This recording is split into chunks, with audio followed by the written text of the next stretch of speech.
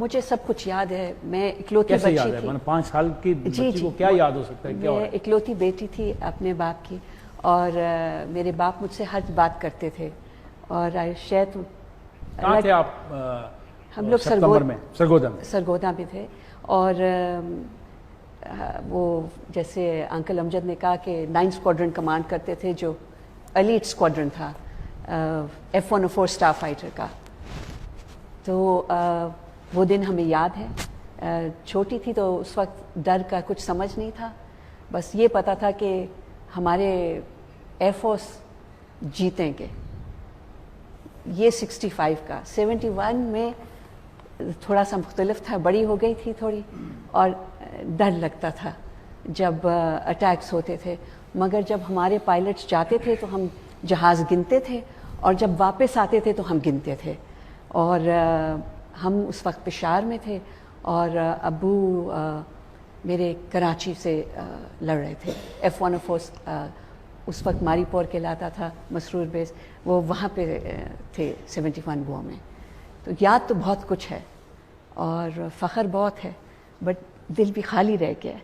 71 میں جب آپ کے والد گئے سوٹی کرنے, جی, تو کس علاقے میں گئے تھے؟ ان کا لاسٹ مشن تھا جام نگر بیس پہ, اور سکسیسفل مشن تھا. اور مشن کے بعد جب واپس آ رہے تھے تو انٹرسیپٹ ہوئے تھے مگ سے, اور وہاں پہ ان کی شہادت ہوئی. He was hit by missile جی. اور اللہ کی مرضی سے انہوں نے بیل آؤٹ کیا, مگر انڈین اوشن کے اوپر, اور وہ اسٹریچ آف اوشن جو ہے وہ شارک انفیسٹڈ تھا. تو انڈین نیوی جب تک وہاں پہنچے تو ان کا نام و نشان نہیں تھا. تو کوئی بعد میں رابطہ ہوا آپ کا انڈینس کے ساتھ اس انسیڈنٹ کے بارے میں؟ جی, اسی سال عید کے صبح میری یہ بہت بڑی عید ہوئی کہ میں کانٹیکٹ میں رہی ونگ کمانڈر بھارت سونی سے, جنہوں نے میرے ابو کو شوٹ ڈاؤن کیا تھا. اور اب ہم لوگ ایک دوسرے کو لکھتے ہیں, وہ مجھے بتاتے ہیں کیا ہوا, اور میں ان کو بتاتی ہوں ہمارے ساتھ اس دن 12 دسمبر کو کیا ہوا تھا. اور انہوں نے کہا کہ میرے ابو پہ انہوں نے بہت ریسرچ کی, اور بہت پریز کرتے ہیں میرے ابو کو. اور میں نے کہا اب میں آپ کو بتاتی ہوں کہ وہ ہیومن بینگ کس قسم کے تھے. تو اب میں ان کو وہ بتاتی ہوں. اور جنگ کے وقت دشمن, جنگ ختم, انسانیت, بٹ کل کو جنگ دوبارہ تو ہم تیار ہیں. تو یہ جو آپ کو ایک کہا جاتا ہے کہ جس طرح کہ آپ کے نام سے ہمیں ظاہر ہوتا ہے کہ you are a Christian, that's right, Catholic Christian. جی. کبھی آپ کو دکھ ہوا کسی نے آپ کو اس طریقے سے پکارنے کی کوشش کی ہو؟ دیکھیں, میں کرسچن ہوں, وہ میرا بلیف سسٹم ہے اور برقرار ہے, مگر میری پہچان یہ ہے کہ میں پاکستانی ہوں, اور یہ کوئی نہیں مجھ سے لے سکتا. نہ میں کبھی امیگریٹ کروں گی, نہ میں کبھی کسی اور پاسپورٹ کے ساتھ گھوموں گی دنیا میں.